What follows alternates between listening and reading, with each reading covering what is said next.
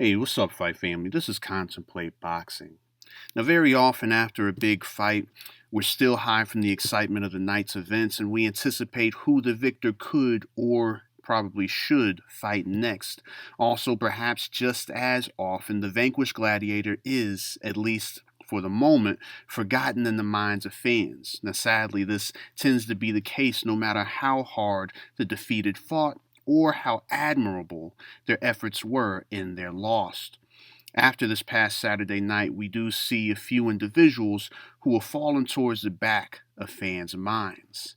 This past Saturday night, we witnessed former unified 154-pound champion Julian Williams lose a shocking split decision to Vladimir Hernandez. F.A. Ajagba was knocked down and thoroughly outclassed by Frank Sanchez, and most notably, Deontay Wilder was vanquished in devastating fashion by Tyson Fury. Now, while each victor moves forward as fans compile a number of dream matchups, those with losses are briefly forgotten. The truth is, however, that for each, there may still be a number of matchups that will still motivate the gladiator and also intrigue the spectator. Specifically, while we salivate over the possibility of Tyson Fury facing the winner of the Dillian Whyte versus Otto Wallin and or the rematch between Alexander Usyk versus Anthony Joshua, we may be ignoring the fact that good matchups are also on the horizon for Deontay Wilder. For instance, number 1, Joseph Parker or Dereck Chisora. Now, in the eyes of many fans and maybe even Parker's own trainer, Andy Lee, Chisora won their first engagement. Although Chisora has had a number of losses, 3 by stoppage, he's been entertaining in nearly all of them. For those who enjoy the build-up to fights and press conferences, one has only to remember the encounters against Dillian Whyte and also David Haye to see how Wilder and Chisora's personalities may mesh together. Both men have also been known to display admirable heart. Neither are the most technically savvy, but both have made strides in recent times to improve their game. Both have also shown some concerns where their stamina is concerned in their last performances. Now, regarding Joseph Parker, he is a former WBO champion whose only 2 losses thus far are from former unified champion Anthony Joshua and a decision loss to Dillian Whyte. Although Parker is on a 5-fight win streak since his last loss, he hasn't looked very good in his most recent 2 outings against Dereck Chisora and Junior Fall. Now, should Wilder fight Parker, this would be only the 3rd champion or former champion on his resume, which would be a good addition. A knockout win would also be an accomplishment that none of his peers have yet accomplished against Parker. Number 2. Andy Ruiz. Ruiz entered his bout against Chris Arreola as a reconstructed fighter.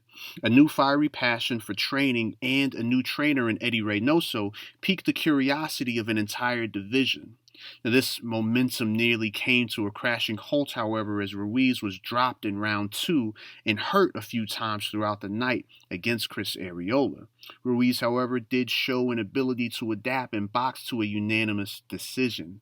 Now, fans anticipated a possible matchup with Wilder for Undisputed after his shocking knockout win against Anthony Joshua back in June 2019. However, after having the titles lifted from him in the rematch, Wilder seemed to have only harsh words for Ruiz. Number 3, Mariah Garcia. Now, at one time called the dark horse in the heavyweight division as he moved up from cruiserweight, Wilder and Gassiev are already familiar with working with one another in the ring. In fact, in 2016, Gassiev was a sparring partner for Wilder as he prepared for the Alexander Povetkin fight that did eventually fall apart. During that time, Gassiev was quoted as warning Povetkin that Wilder hit harder than Vladimir Klitschko. This was in reference to Vladimir knocking Povetkin down 4 times en route to a unanimous decision back in 2013. Number 4, Joyce.